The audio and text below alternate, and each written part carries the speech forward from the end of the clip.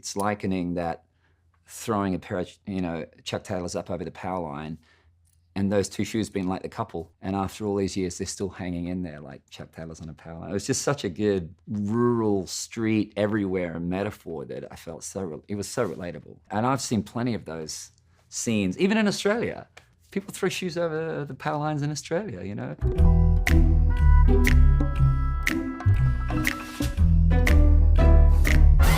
I was driving to the studio to write with a couple of guys. I love writing with Chase McGill, Jerry Flowers, and Greg Wells. And in my head, I just heard this flailing bass note and the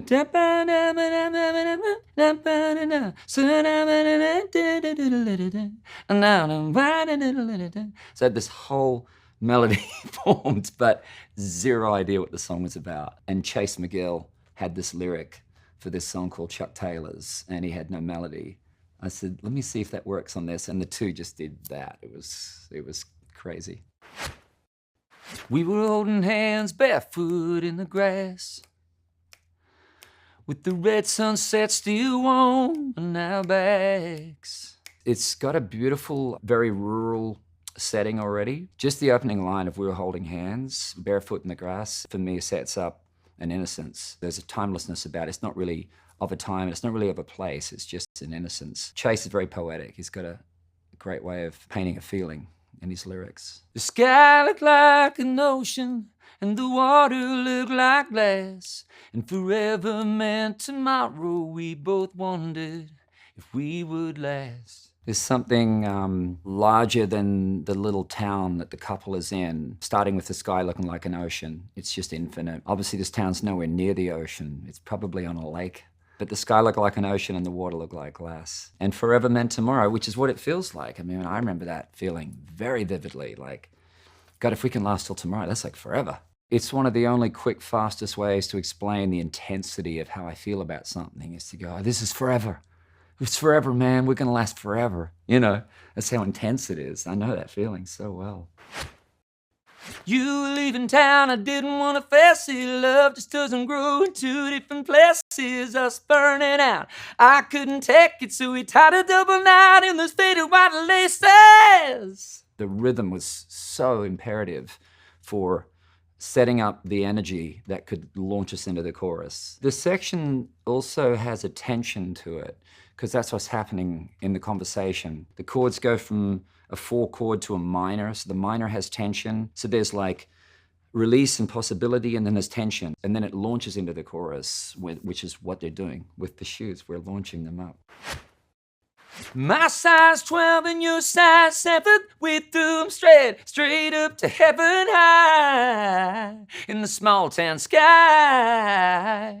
I believe Chase said, my size 12 and your size 7, we threw them straight up to heaven. I think that's all he had. There wasn't a high. The melody I had was da ba da da da da da. So I needed an open vowel. Heaven wasn't as good as high, so it was a better vowel. That's where you get songwriter craft coming into something where it's got to be singable but also make sense. It was up in the air, are they gonna make it? Never come down, never gonna come on time.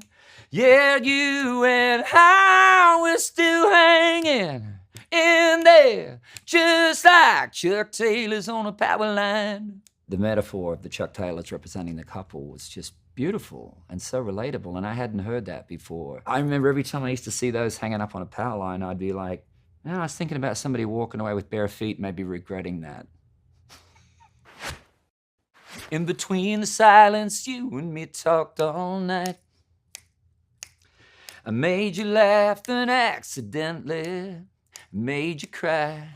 When I said I wouldn't blame you if the sunrise meant goodbye, you said, how dare you, baby, who would not to try? I loved writing with Chase because he does come with a realism in a way that felt very fresh to me. When he said, in between the silence, you and me talked all night, when he first said it to me, I was like, what do you mean? If you talked all night, there wouldn't be any silence. And he's like, well, nobody talks all night. If you have a conversation with someone for hours and hours and hours and hours and night, there's always these periods of just nothing being said. And that nothing being said was the thing that this couple didn't want to deal with, which was her having to leave. And sitting right there on the hoodie of satin, bright as the red on your flower dress pattern, a light went off, and that's when it happened. You were gonna be mine and nothing else mattered. My first thought was that the car was bright red, like the flowers on her dress, but it's actually part of the next line. Bright as the red on your flower dress pattern, a light went off. I've got an idea of how to express my utter devotion to you. We're gonna throw these sneakers up over the power line and hope that represents us. I love that we name-checked a satin because it's such an obscure model make. What hell is a satin, you know? And there's a Southern thing about it, which I really love too. You know, when I moved to Nashville, I saw satins everywhere, and now I don't see them anywhere. I don't know what happened to them, they all just disappeared. It's like sitting right there on the hoodie of Chevy.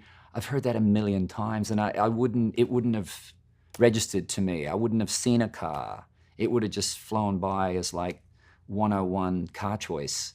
But to be sitting right there on the hoodie of satin, I'm like, oh, I'm back in. I'm in the song, you know.